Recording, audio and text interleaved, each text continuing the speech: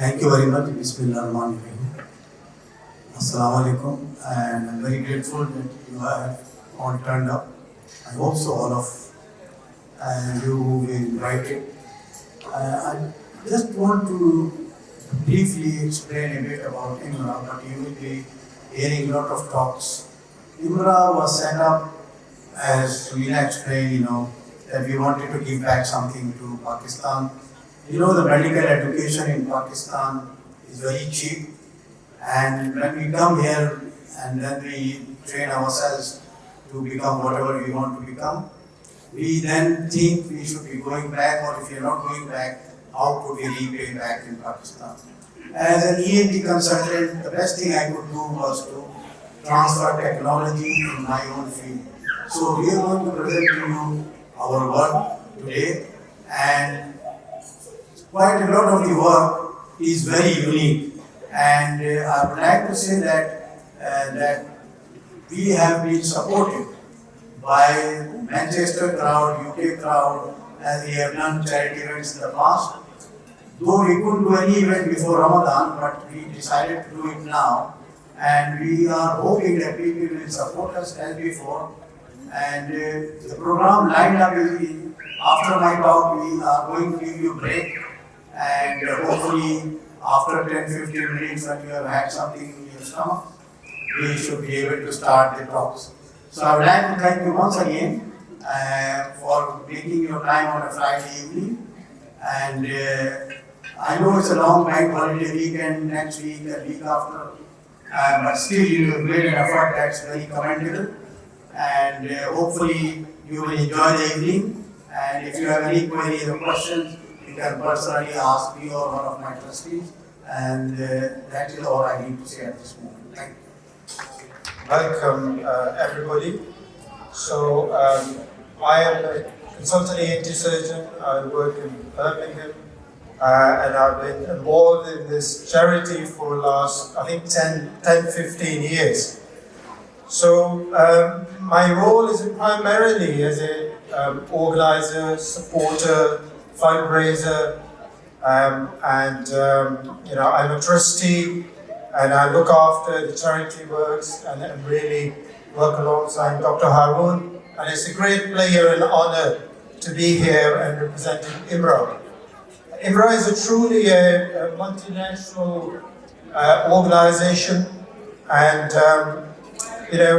so the number of projects we're running, not just only in Pakistan, UK, there are some European countries we have links in, and this is a picture we send to Senegal, and that's the charity equipment is worth about 20,000 sterling pounds. And this is the next slide is really showing the same sort of equipment that's gone to Senegal. And these are kind of 20 boxes we sent in April 2020, and that's again worth thousands of sterling. We also have a medical center in Gambia, and this is really almost like about 100,000 equipment for both Gambia and Senegal.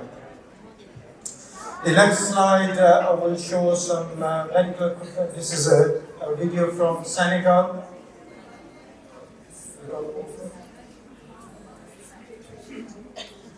Yeah, so these are the people in the medical center just acknowledging the support and the help IMRA has provided.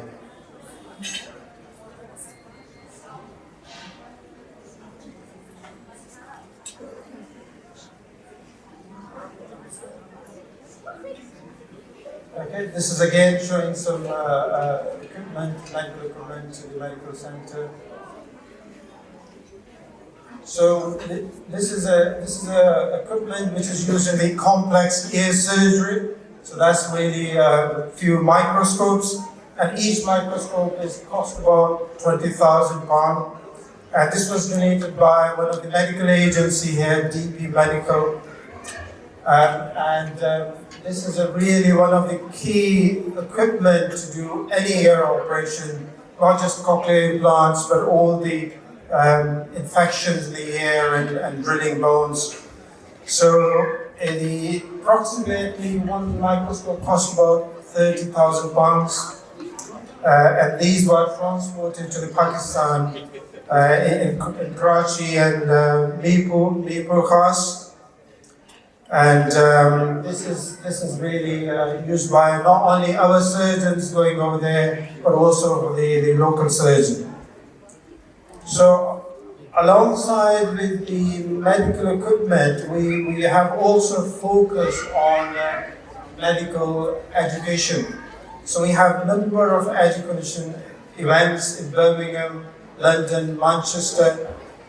We supported very well with the undergraduates, the postgraduates, some of these specialist doctors qualifying as a consultant, and we support them to prepare for the exams. And we also supported one of the educational events in Birmingham last year. That was one of the major educational events, which is organized by the All European Pakistani Doctors Association. And these educational events not only just cover ear, nose and throat, there are some other specialties like ophthalmology, eye specialist, and also radiology. So this was the event in Birmingham. Myself and some of our key speakers presented and ran a local educational training program. So in terms of supporting the trainings in Pakistan, we have set up some scholarship, and these scholarships were given to the Pakistani young doctors, some of the consultant grade specialists. They came here, and the local members in Birmingham, Manchester, Newcastle, they all looked after them really well. So they had some skills learned here, and they went back and not only supported the IMRA, but also supported the other trainees in Pakistan. So this is really a transfer of knowledge alongside the transfer of technology. And these are really multifaceted aspects of IMRA, and we really look forward for your support, help in any way. It's not just money. If you have the time, come and join us. If you have skills, come and go with us and see yourself how all this really going to help mainly your Pakistani community. Thank you very much.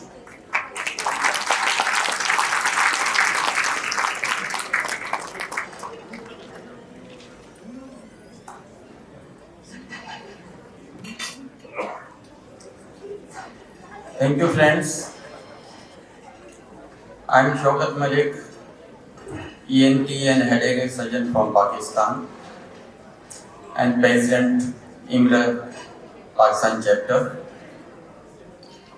Because of that, I am responsible and manage all the activities in Pakistan, whether it's ear surgery, cochlear implant, rehabilitation, or day-to-day problems.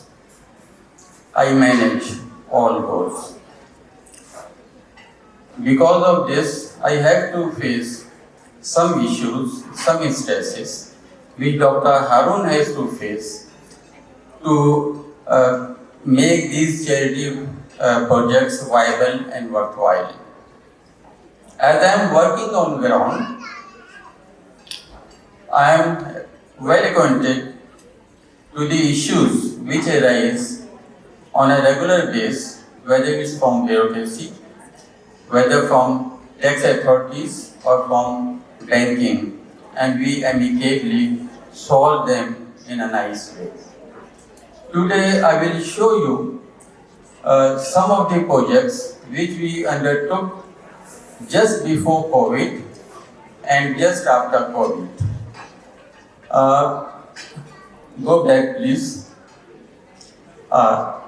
This is the photo taken surgical team who came just before COVID, in Karachi in Hashmani Hospital with two UK trainees who have never been to Pakistan, and Dr. Wasim from Manchester, who is the surgeon trainer in UK and very well trained. Not only he did these ear surgeries, but he also trained our PGs over there. Next, please. These are the two UK trainees with Junaid Hanif. Junaid Hanif is a surgeon from Norwich. Again, a very good ENT surgeon, very good ear surgeon, and trainer in UK. Next. Dr. Wasim is doing this surgery in Hashmani Hospital, where all the juniors, my PGs and two UK trainees, they are being trained in a significant way. Preparing for ear surgery, well, you can see the two UK trainees in the background. Next, please. Not only we give these UK trainees chances to assist surgeon, but also we train them to learn few steps of ear surgery. Next, please. Our project in 2019, before COVID, was very well covered in local press, and this is Dawn newspaper, which is our national newspaper, is a very detailed report about our projects. This is a cochlear implant in Mehman Medical Institute Hospital. Now we are doing all our cochlear implants in MMIH, and this is the local and UK team. You can see Dr. Haroon, Dr. Noweed from UK, me and Professor Shah and our audiologist. Preparing for the cochlear implant surgery, I am briefing my anaesthetist about the details of the patient, how we will proceed with the cochlear implant surgery. Next, please. This is Mipu Khas, where we do ear surgeries. And we are doing ear surgeries in Mipu Khas since 2009. And up till now, we have done more than 550 ear surgeries. One ear surgery, duration of one ear surgery is about 3 hours. And it has to be taken by a very competent surgeon, especially trained in ear surgery. And unfortunately, there is no trained surgeons which are especially trained in ear surgery in interior Sindh and interior Punjab. You can see two surgeons only in big cities like Karachi, Lahore or Islamabad.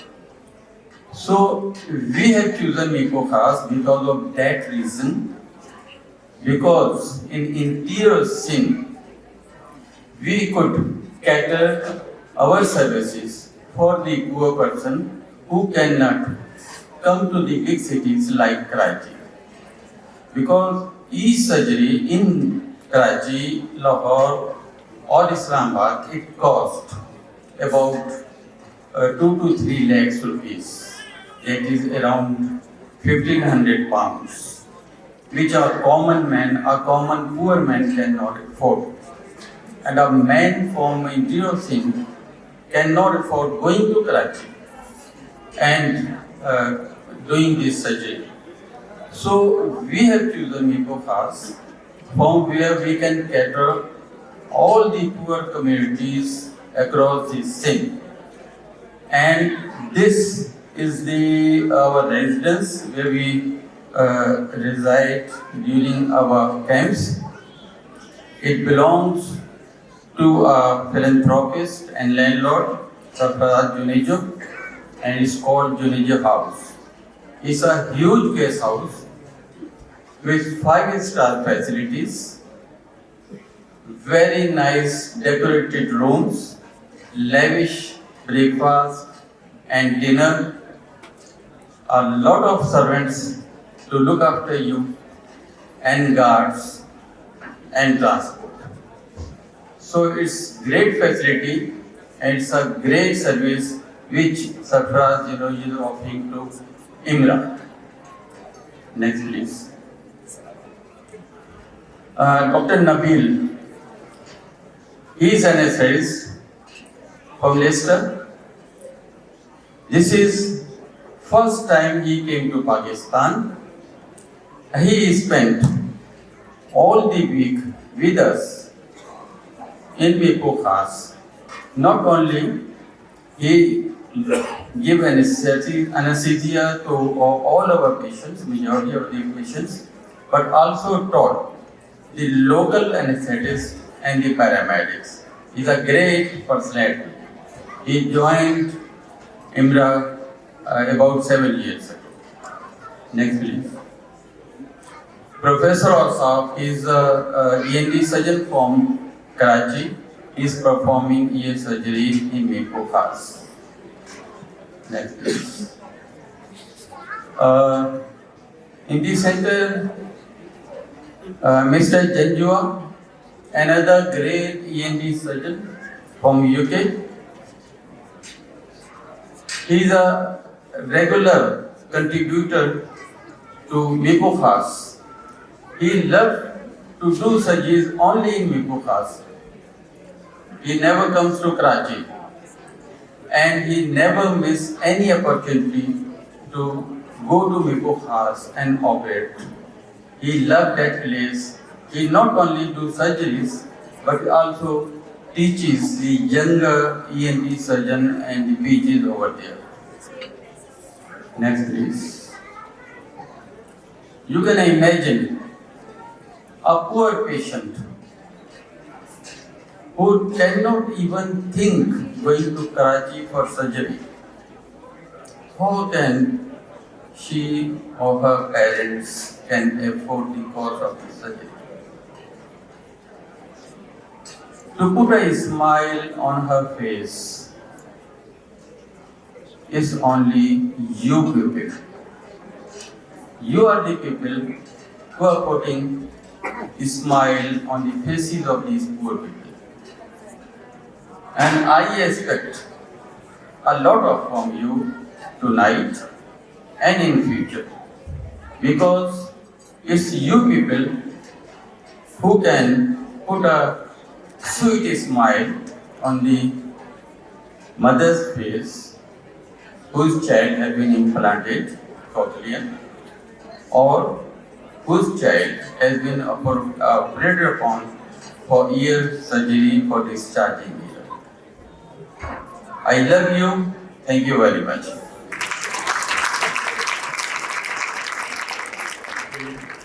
Assalamu alaikum. Thank you for inviting me on the stage. I'm not really a stage person. As you have introduced before, I am the gas man. I put people to sleep. If you want to go to sleep, I can put you to sleep right now. Right. The purpose is not really to tell you the jokes. I am a trustee of KEMCA UK, which is a registered charity in UK, and has done a lot of jobs just like IMRA. And the purpose of being here is that we have done some job and donations and charity together, which involved donating these ventilators during COVID. And we have donated approximately 170 of these machines. Some of them have been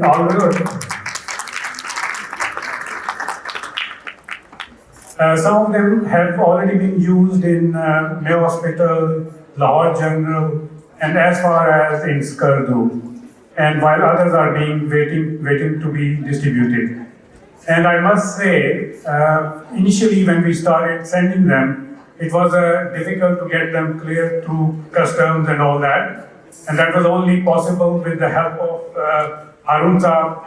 He had this experience before, so we managed to send a major shipment to them. So thank you very much, Haroon Saab, and is another kind of feather in your hat. So hopefully we can carry on doing these excellent donation and charity projects together. Thank you very much. Thanks a lot. And hopefully you can do a lot of donation for Haroon Saab today. Thank you. That's so amazing introduction. Wasn't all about me because sometimes I feel, have I really done that? Thank you very much, Samina, for your kind words. Distinguished ladies and gentlemen, Consul General Dr. Haroon, Sultana Begum, and I'm very grateful to my dear friend Dr. Salim Khan for facilitating me to be here today. So thank you again for inviting me. The reason for me being here today is not me about a commander. In fact, I've just been promoted as captain. So it's not about that. Me being here as a mother, a capacity as a mother. I was married at the age of 16, came to this country, and my first encounter was coming to a very different country, different atmosphere, different people, different thoughts, different cultures. My first daughter was being born as hearing impaired child. Within 2 years, I had no idea what was happening to me, to my life, or was it happening to my child. I was a child myself, bringing up a child. And one day I took her to the doctor and I said, look, I think there's something wrong. Because her voice, when she used to cry, it sounded like a peacock. And trust me, she's a beautiful peacock. The doctor didn't believe me. They said, no, she's fine. Idhar kaan mein jhunjhuna bajaya, idhar bajaya. No, she's fine. Then we took her to Charing Cross Hospital in Hammersmith in London. Dr. Bethan Davis, I can never forget. The moment she said to me, oh, she has got severe disability of hearing, I collapsed. I fainted. And ever since then, I thought, that is it. My life was finished. मेरे पास कुछ नहीं है, अब मुझे मेरा कुछ नहीं हो सकता, मैं घर से भी दूर आ गई. Can everybody understand Urdu here, or are there some English speakers here? Okay, so I'll carry on. One day somebody said to me, look, you've got to grow up. You've got to have that faith. You have to have that, himmat chahiye aapke andar. So mere andar himmat aa gayi. I became brave somehow. This girl is sitting right here amongst us. And ladies and gentlemen, I'm proud to say she is one of the finest artists in the world. She is a karate expert, black belt. She can knock you down. And she's now working with the British Army as an artist, and she's also working with the Lord's cricket ground. The reason I'm telling you what IMRA is doing, I know you are here, we come here, we get together, we talk to each other. It's a social event. It becomes a social event. But please, concentrate and think about, I may be a privileged woman, but I am a mother. Think about those mothers who can't even imagine of having such a feast. This is the time. You've come here. Your hearts are here. You're pouring your hearts out. You're pouring your money out. IMRA is very close to my heart, Dr. Haroon. Thank you very much for giving me this opportunity and coming here, speaking to you about IMRA. Please donate generously. हम इतनी शादियों में हजारों pound खर्च कर देते हैं, कपड़ों में, उसका एक बड़ा हिस्सा उन लोगों के लिए, वो अंडर प्रिविलेज्ड बैकग्राउंड से जो लोग हैं, प्लीज उनको सुनने की ताकत दे दीजिए, उनको जिंदगी गुजारने की ताकत दे दीजिए। वो भी हम जैसे चलना चाहते हैं। और मेरी जैसी माँ जो बहुत हिम्मत वाली है, जो जहाज से भी छलांग लगा देती है, पानी में भी गोता लगा लेती है, स्पीड बोट पे भी चली जाती है, लेकिन after all I am a mother. I want to see my daughter speaking like, and trust me, she is now a lecturer. She goes to universities, she goes out. So Amina, hats off to you. I wish somebody at that time when she was little came to me, like Dr. Haroon, there is a possibility of having that cochlear implant for Amina. It wasn't there. But I urge you to please make it happen for people out there who are really, they are the people who really need it. Hands off to all these lovely doctors, Dr. Noweed, the way they explain to a mother like myself. Thank you very much for having me here. And thank you very much for listening now. Good evening to my respected guests. It's a pleasure, and it's always a pleasure to be here. I think we've done this event a few times in Manchester. I see some new faces, and I see some faces who are very welcome, repeat offenders. Now, everyone's talking about cochlear implants. Everyone's saying, yes, cochlear implant is great. The charities has this program going, but I know many of you may be wondering, what on earth is a cochlear implant? So part of my job today is to explain what this amazing, wonderful technology really is. It is life-changing, it's revolutionary, and I can say hand on heart, and I'm not biased, it's probably one of the greatest medical inventions done by man. And you'll see why. Right, so in Pakistan, nearly 2 children in 1,000 are born with very severe hearing loss. This is the type of hearing loss which even a hearing aid would not work on. Right, here we are. So, as you can see on the left side here, this is a hearing test, and you can see on the graph where the hearing is. The hearing should be up near to 0. However, in a child like this, if you gave them a hearing aid, they will grow up not being able to hear properly and not being able to speak. So, as you can see, there's a very fundamental and important basic principle, and that is to be able to learn speech, you need to be able to hear the speech. Without being able to hear properly, you will not learn how to speak properly. Now you can imagine what kind of effect that's going to have on a child's life. This child is born, they've got severe hearing loss. The hearing aid does not give them enough for them to be able to speak. They are then considered to be disabled. They're considered to be mentally handicapped. And before you know it, in many cultures, this child will be put into a corner and left there for the rest of their life. They won't have an education, they won't get married, they won't have a family. Up to 1980, that is what used to happen to a lot of children around the world. And then in the 80s, late 70s, 80s, there was this amazing invention which allowed these children to be able to hear. And once you learn language, you learn to learn at school. Now, there's a critical age at which you have to treat these children.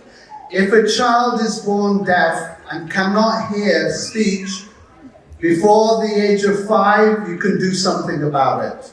After the age of 5, that ship has set off. You've missed the boat. And many of these children will then suffer for the rest of their life. These are children with the severe to profound hearing losses. So we are against the clock. Every child that is being born in the United Kingdom is diagnosed pretty much after their birth and usually receives their cochlear implant before the age of 1. In Pakistan, we do not have a newborn screening program. We've introduced that in certain places, and alhamdulillah, we are starting to diagnose these children early. And the earlier we can intervene, the earlier these children will be able to acquire speech and the better their language will become. Next. Now this is what a cochlear implant looks like. This is made quite large for you, but on the left side is the cochlear implant. This costs around 15 to 20,000 pounds. On the right side, you have a processor that costs around 5,000 pounds. So the processor on the outside drives the implant. Can we go to the next slide, please? You can see the size of it. It's only about 2 centimeters wide and about 4.5 centimeters long. Next. And you can see this is a diagram. So the cochlear implant, the stuff in grey, is under the skin. You don't see that. That's what we put inside. And it goes right down into the cochlea. And the bit on the outside is the transmitter and the speech processor. Next. So the sound hits the processor. It then sends a signal to the implant on the inside, which has no battery. It's powered from the outside. And then the signal goes down to your inner ear, and then it stimulates your hearing nerve, the cochlear nerve, and then the signal goes to your brain. So right now, the way you're hearing me is through signals going through your inner ear, along your hearing nerve to your brain, and you're understanding me because you've learned the language. A child who's born deaf would not be able to understand me. Next. Now, what can a cochlear implant do that a hearing aid can't do? Well, if you look at the red circles at the bottom, that is a profound hearing loss. A hearing aid will not be able to give you enough amplification to get you to hear enough. So next. So the cochlear implant will push your hearing all the way up to where the green circle is. It is truly amazing. From someone who has no hearing to hearing which is normal, effectively. That green circle is a person who can hear a whisper. Next. Now, what I was going to say was most of our patients are old in the UK. So the oldest patient previously to have had an operation was in California, was 102 years old. On his 103rd birthday, Leslie came into my clinic and said, "It's my 103rd birthday and I want a cochlear implant." Now, of course, we had to make sure that he really did need it, and of course he did. He'd done all his research, but the majority of our implant candidates, the majority of our patients are the elderly. They're in their 80s, late 70s, 90s. The oldest person in Europe to have received a cochlear implant was 99. And then this gentleman turned up in our clinic in Middlesbrough, and should we go to the next slide? I'll just tell you a bit more about him. Thank you. So he's not only deaf, he's also blind. And he's incredibly isolated. All his family have died. He's outlasted all of them. He's outlasted his friends by 30 to 40 years. He cannot make any new friends because he can't see them and they can't make themselves understood. He can't understand what they're saying. This is a man who was born in World War I, who worked in a munitions factory in World War II. He had a previous operation as a child 97 years ago. And the anatomy was all over the place. It was very challenging. So he actually needed a subtotal petrosectomy, which normally takes 4 hours, and a cochlear implant, which takes another hour. And because he was so old, we had to do it while he was awake. So we had to do a 4 to 5 hour operation in 2 hours. And I'm very pleased to say this happened in April, and he's still alive and with us. Thank you. So this is next. So this is him. Extremely brave, amazing man. Next. And this is him at switch on. He's giving the 2 thumbs up, and he's extremely happy. On the computer behind you can see the levels, and he's hearing at normal levels. His hearing is actually better than a lot of the people in this room. As I said, he was living in a cocoon of silence. This is covered by the BBC. Next. Next. So ITV, next.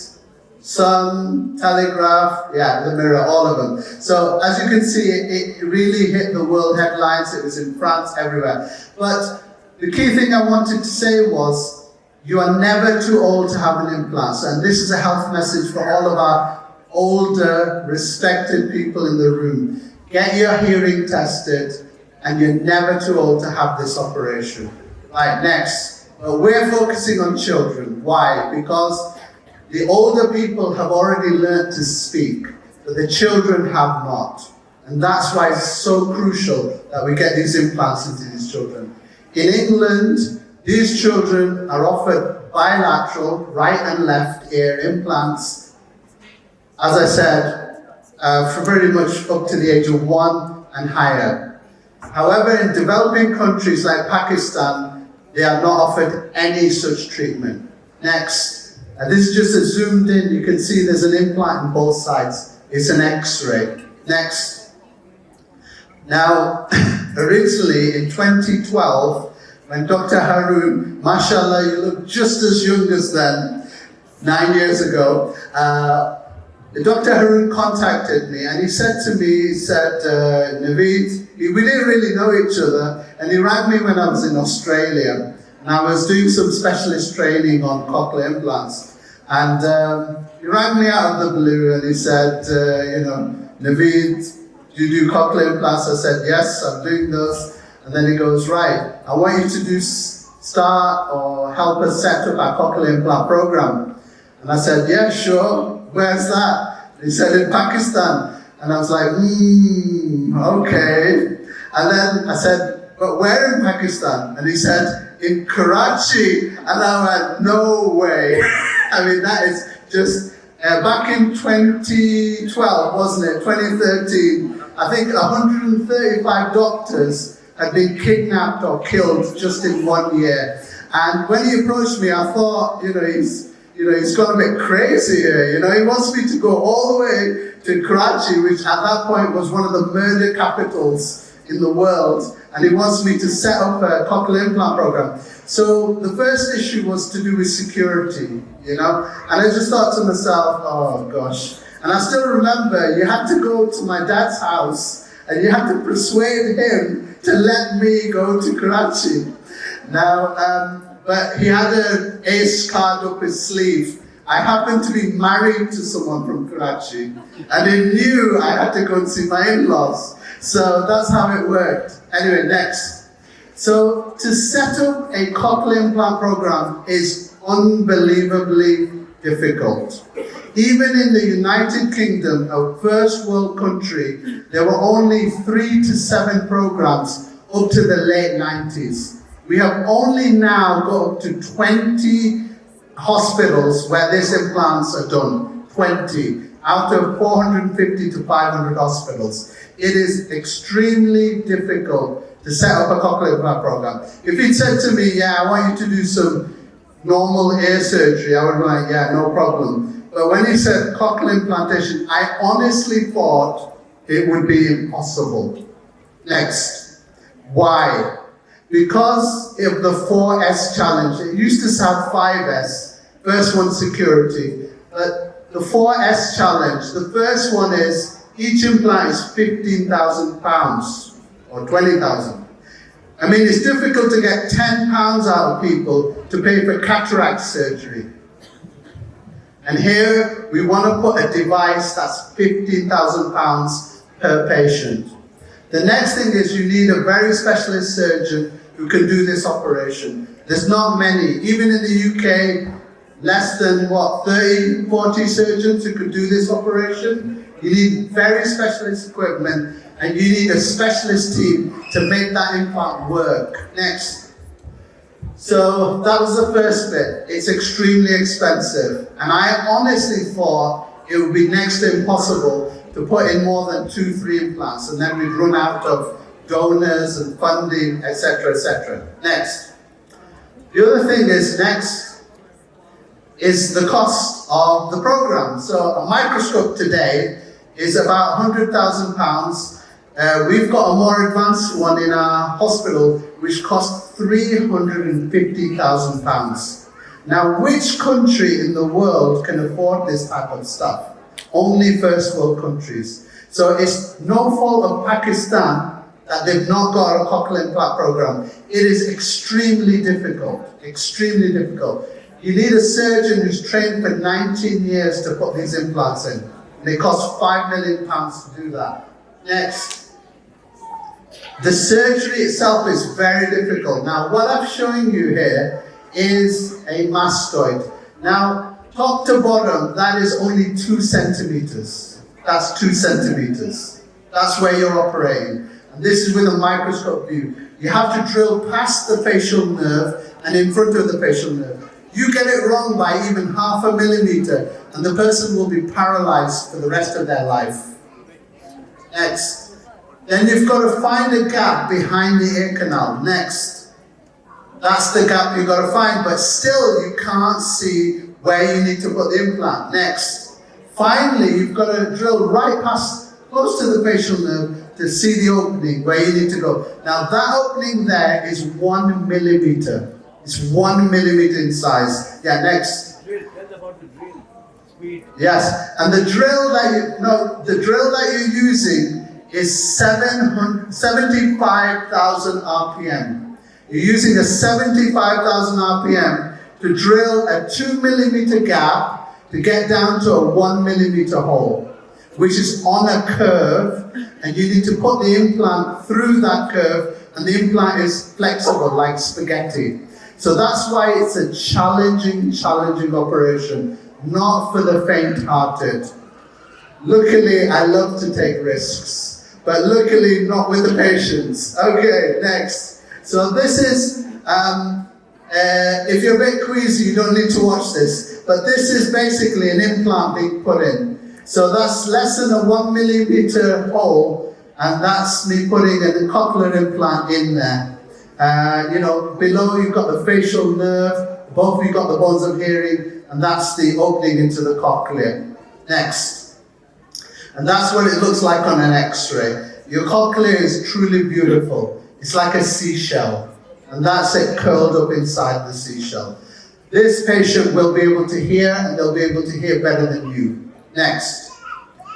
So the other thing was a super specialist team. So we needed surgeons, theatre staff, audiologists, speech therapists. As I said, there's only 20 hospitals in this country that has this kind of infrastructure. And I said to Haroon, we are not going to be able to do this program unless we have the infrastructure. Next. So this was the 4S challenge. And I thought to myself, this is not feasible.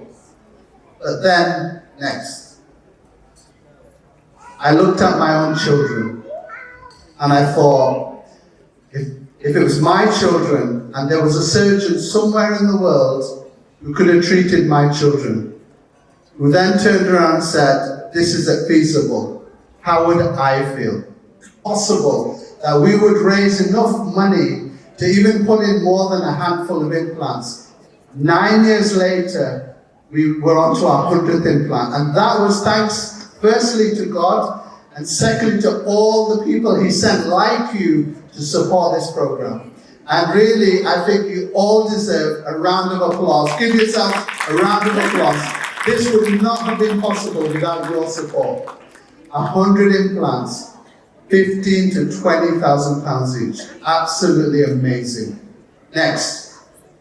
मेरा नाम तलहा खाब है, मेरा ताल्लुक कराची से, और मोहम्मद अहमद तलहा मेरा बेटा है, ये मेरा पहला बेटा है, और हमें तकरीबन 8 महीने में जाके हमें पता चला कि he is hard of hearing.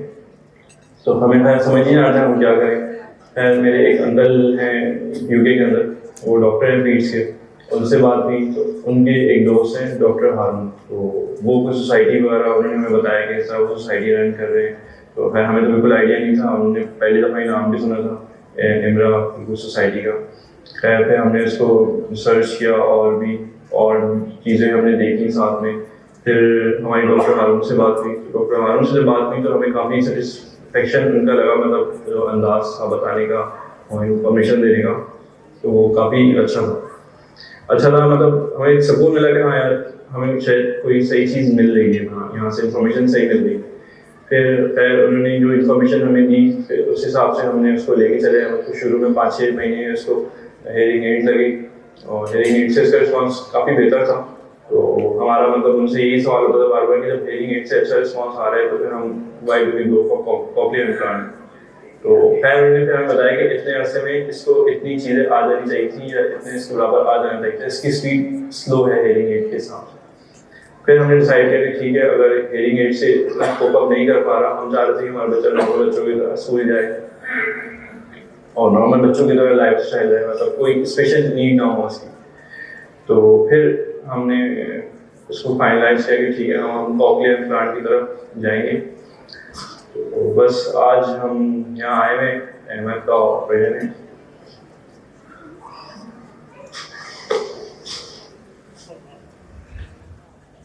So you can see how stressful this is. You can see he's beautifully explained in Urdu the journey. Many children are told they'll get fine.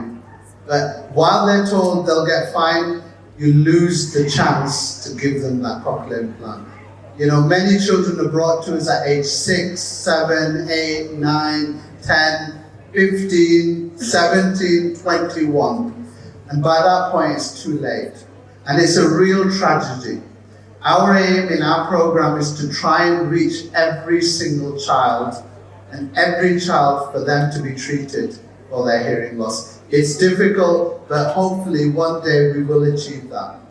Now this is an expansion of the program. We were in Karachi, we were in Lahore, and now we are in Islamabad as well. This is at the PAF hospital in Islamabad. We've got an assessment of a mother with a child, and the whole team's there. We have people learning as well, student doctors in the background as well. Dr. Haroon, you're looking a little bit bored there. What's going on? Or were you slightly sleepy, jet-lagged? Yeah, I think so. We'll put it down to jet-lag. So anyway, that was me trying to explain in Urdu to the family about how important a cochlear implant is and why they need to continue with 2 years minimum of rehab afterwards. Right, next. This is the surgery occurring in PAF Hospital. We have Professor Talat in the background there. Next. And this is the whole team. In the center, we have Professor Talat, who is a head of department. She's a wonderful, wonderful colleague. And they were so excited to have us there in December of 2021. And that's the whole team. And we're training them up. We're going to go back again and continue their training. Next. This is the child, again, being assessed before the operation. Next. And this is the mother. She's going to tell us about the operation and the child. अस्सलामुअलैकुम, मेरा नाम ज़ैनब है। ये मेरा बेटा मोहम्मद इब्राहिम 2 साल का है। Severe to profound hearing loss है। 1 साल से हियरिंग डिवाइस पे था। उसके बाद चूँकि हम इतना अफोर्ड नहीं कर सकते थे कोक्लियर इम्प्लांट, हमें पाकिस्तान एयरफोर्स यूनिट 2 के प्रोग्राम का पता चला जिसमें वो फ्री कोक्लियर इम्प्लांट जैसे बच्चों को दे रहे थे जिनकी 2 साल से उम्र कम थी। तो काफ़ी कोऑपरेशन और रीअसेसमेंट के बाद हमने इस बच्चे का केस ले लिया और इमरा के थ्रू इसका फ्री कोक्लियर इम्प्लांट जो है वो यहाँ पर करवाया है। मुझे कहा जाए कि उसको आप रेट करें तो मैं 10 आउट ऑफ 10 रेट करूँगी कि मैं यहाँ बहुत मुतमईन होकर जा रही हूँ। अच्छा जो है यहाँ पर ट्रीटमेंट किया गया है। So hopefully, over time this child will develop speech and become a full functioning member of society in Pakistan, inshallah. So this is at switch on, the same child, he's grown his hair. So he's at the switch on and they're being told about how to look after the implant, and also the child is listening and hearing sound for the first time in their life. It's a truly amazing event. Next. This is the team. They're also being given the processors and the boxes, and they're being told about how to look after the implant. So we did 2 operations in Islamabad, PF, in December 2021. Next. This is our 100th implant. So I wanted to share this amazing moment with you, this milestone in IMRA's cochlear implant program, the world's largest humanitarian cochlear implant program, free of charge implants. Yeah. My name is Dr. Robina. I'm one of the Dr. Shaukat, Malik, of South as well. Here we've got Dr. Sajid, who's our audiologist. Today is a very, very important day for the NGO called the International Medical Relief Agency. We are at the MMI Hospital, the Mainland Medical Institute, and this in front of you right now is the 100th charity cochlear implant. We have the world's largest humanitarian implant program, and this was a dream come true because we never thought that we would be able to put such an expensive device into 100 poor, deserving children. And this right in front right now, you're seeing the 100th cochlear implant. We're about to put that in. You'll see that on the next video. Great, thanks. And this is the child, the 100th child. That's his family. We're just telling them about how to look after the implant. This occurred in December 2021, the 100th implant in Karachi. Next. And this is the mother. She's just going to tell you a little bit about the child and their journey. Yeah. अस्सलामुअलैकुम, मेरा नाम सहर है और ये मेरा बेटा है अली। इसको सीवियर हियरिंग लॉस है। हमारी शादी 2018 में, इसको हमारी फर्स्ट कजन मैरिज है। 2019 में मेरा बेटा पैदा हुआ और विदिन अ मंथ मुझे आइडिया हो गया था कि इसमें हियरिंग लॉस है। फिर हम बेसिकली इंडिया खान से हैं, वहाँ पे हमने इनिशियली ब्लड टेस्ट करवाया और उसके बाद वहाँ मतलब इंडिया खान रिमोट एरिया है तो वहाँ इतनी हमें अच्छी अपॉर्चुनिटी मिली तो हम यहाँ पे कराची है। कराची में हमें हमारे रिलेटिव ने इनका बताया, यहाँ ब्लड टेस्ट हुआ और सब प्रोसीजर से गुजर के 8 मंथ्स में इसको हेरिएट लगे और 2 ईयर हो गए इसकी थेरेपी को और अब इसका इम्प्लांट हुआ है। और मैं बहुत शुक्रगुजार हूँ सर नबी की, मैं ट्रस्टी और ऑडियोलॉजिस्ट डॉक्टर हारून चैरिटी मेंबर, इन सब ने हमारे साथ बहुत कोऑपरेट किया। इनकी वजह से पॉसिबल हुआ कि हमारे बेटे का इम्प्लांट हो गया। और जो चैरिटी डोनर्स हैं उनको भी मैं उनकी बहुत शुक्रगुजार हूँ कि उन्होंने चैरिटी दी, उनकी वजह से ये पॉसिबल हुआ है। वरना ये इतना बड़ा एक इम्प्लांट, इतना बड़ा प्रोसीजर ये आम बंदे की बस की बात नहीं है। अल्लाह ताला उनके रिस्क में बरकत डाले, उनको और तौफीक दे कि वो और इतना डोनेट करें ताकि और जो बच्चे हैं जो नीडी हैं उनकी मदद हो सके। इंशाल्लाह मेरे बेटे की हेयरिंग माशाल्लाह बिल्कुल इम्प्रूव हो जाएगी तो ये नॉर्मल लाइफ जिएगा इंशाल्लाह, अच्छी एजुकेशन होगी, अच्छा आगे कारोबार करेगा, ये अपनी लाइफ में सेट हो जाएगा, इसके आगे अच्छी लाइफ होगी इंशाल्लाह। मैं इंडियन सोसाइटी को बहुत थैंक्स कहती हूँ क्योंकि उन पूरी टीम की वजह से पॉसिबल हो चुका कि हमारे बेटे का ये पूरा प्लान हुआ, काम हुआ। Right, so I think she says it far better than we could say it, but this is essentially a summary now. So in 9 years, 103 implants have gone in, and many implants in the UK have failed There's been manufacturing faults in some of the implants. But alhamdulillah, I can't explain it. For some strange reason, all 103 of our implants that have gone in Pakistan, not a single one has failed.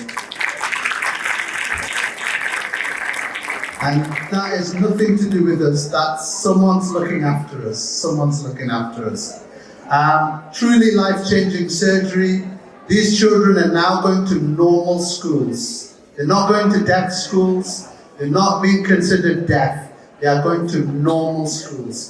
They are part of their families, and we have now expanded from Karachi to Lahore to Islamabad, and we hope to continue the work, of course, with your support.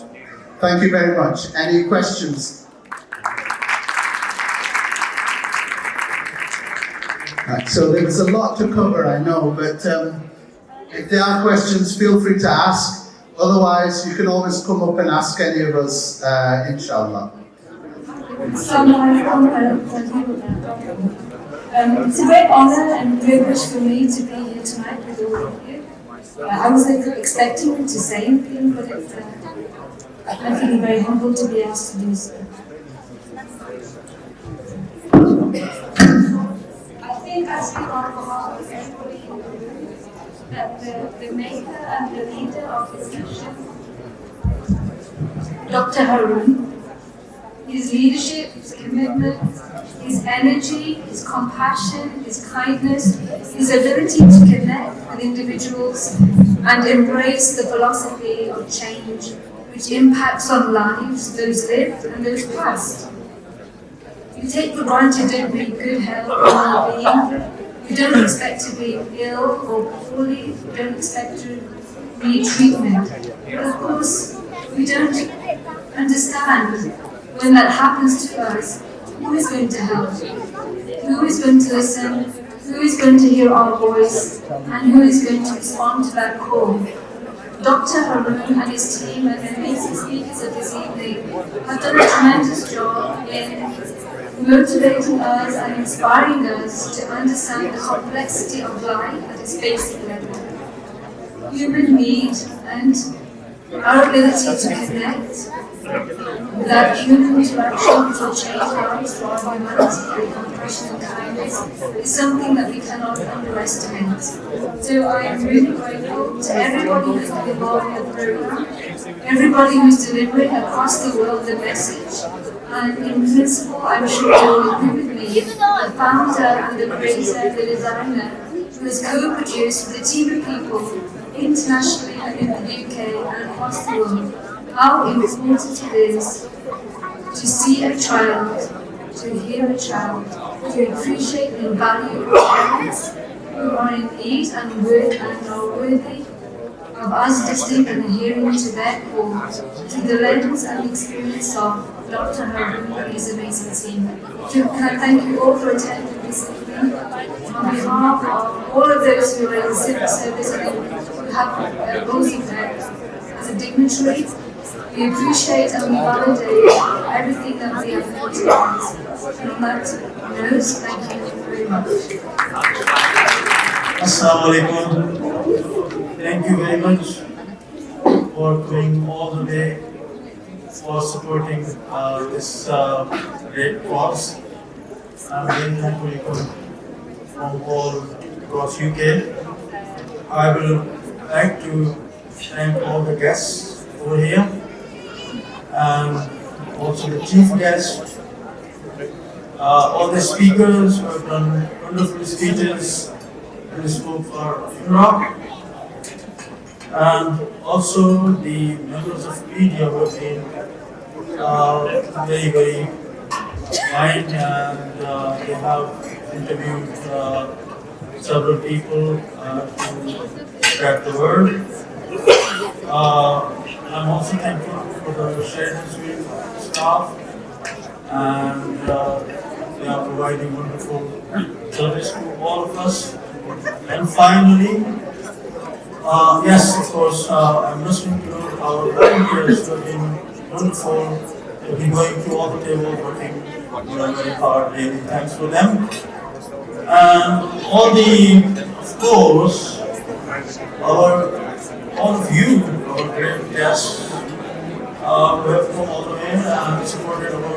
great pause, and I'm really thankful, and I will now really leave you to enjoy the dinner, and then have a safe journey home, all of you.